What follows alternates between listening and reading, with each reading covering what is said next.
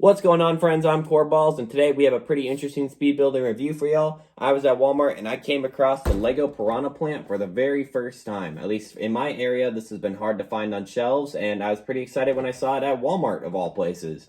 So let's just talk about some of the stats. It's 60 US dollars for 540 pieces, which I think is some pretty good value, especially when you compare it to the other 18 plus Super Mario sets. You have the mystery box, which is $200. You have the Bowser, which is 270 bucks, and then you have the NES, which is also 270 bucks. So if you want any of the adult Super Mario sets, this is really the only one that's under $100 or even under $200 really that is affordable.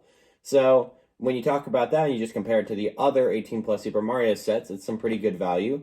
But it comes out to roughly 11 cents a piece for this set, which is only 1 cent more than the 10-cent a piece rule that Lego collectors generally like to see. So it seems to be right on par for value. It's Lego Super Mario, and it's an 18 plus set. So I'm pretty excited to build this, and yeah, let's get into the stop motion build, and we'll talk about it in the review. So yeah, see y'all. Alrighty, so we start off by building the pipe that the Piranha plant will sit in.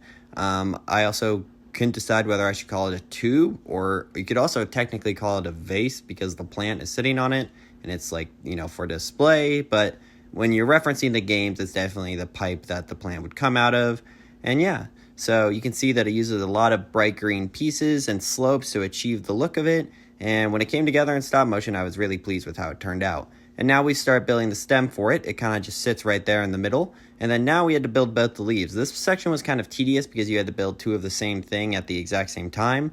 But I think that the way they look once they're on the plant definitely makes it worth the more tedious part. And now that we got on to building the mouth and the head, you can see that it uses a lot of Technic, which I honestly wasn't expecting, but I don't really know how else they would have achieved the look of it.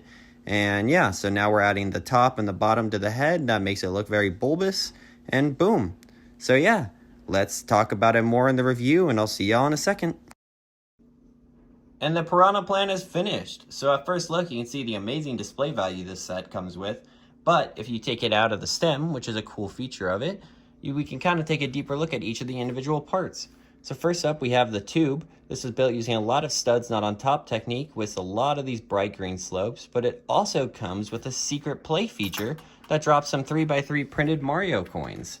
So those are pretty cool, and I like to see little play features like that, especially when they don't take away from the display value of the set at all. I don't even think you would know it was there unless you built it. So that's pretty cool, and then to reload it, you just drop them right back in, and bada bing, bada boom. And then now we can take the Piranha plant itself and we can put it back in the tube, and we can just get another look at that display value. So the only thing I have to complain about this set, if you kind of look, it is kind of top heavy based on the way it's built, and it allows it to kind of lean forward, which if you're not careful will lead to that. But luckily the build is very sturdy and it doesn't really break at all, so it's not a huge problem when that happens. I just wouldn't put it at the very edge of a shelf, just in case it did fall. I'd want to have some surface area for it to fall.